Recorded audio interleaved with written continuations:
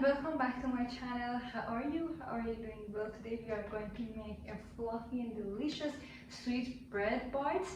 They are so easy and they're great for having a snack, having a dessert even, or on just side of your dinner. Well, let's go and make them. Without further ado, here I have 1 and 3/4 cups of regular flour.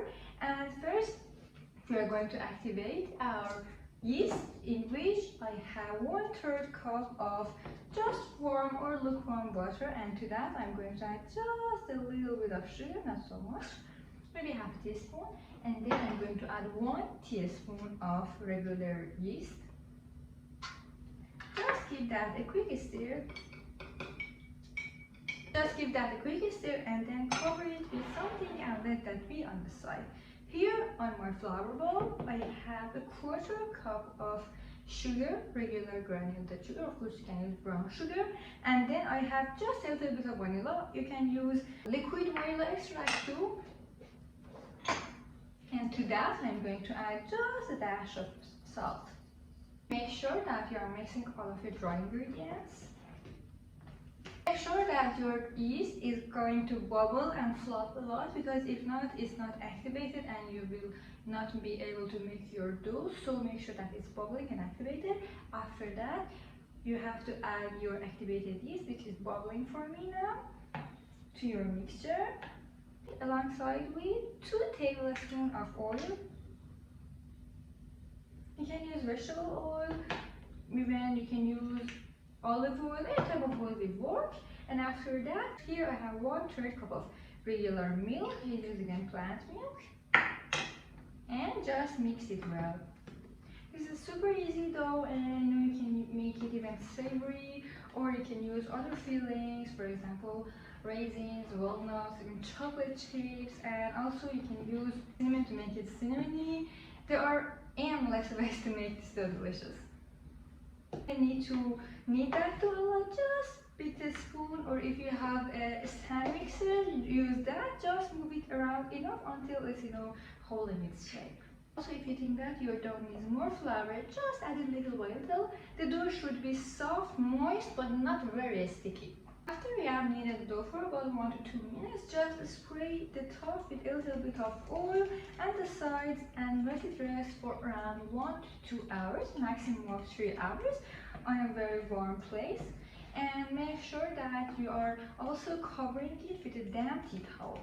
Alright, now I am going to cover my dough with a damp tea towel and let it rest, and I will see you after it's been rested.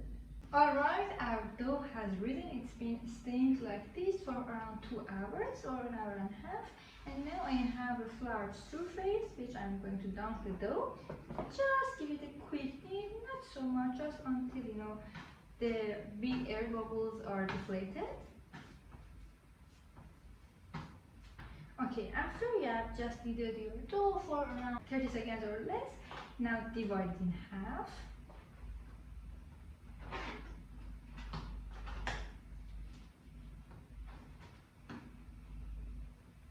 Then shape it to a regular shape, and then divide that in half and continue until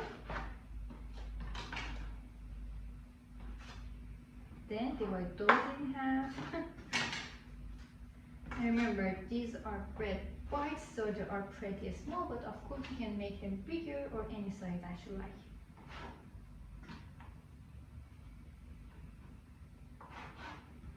And then divide those in half too until you have 16 pieces.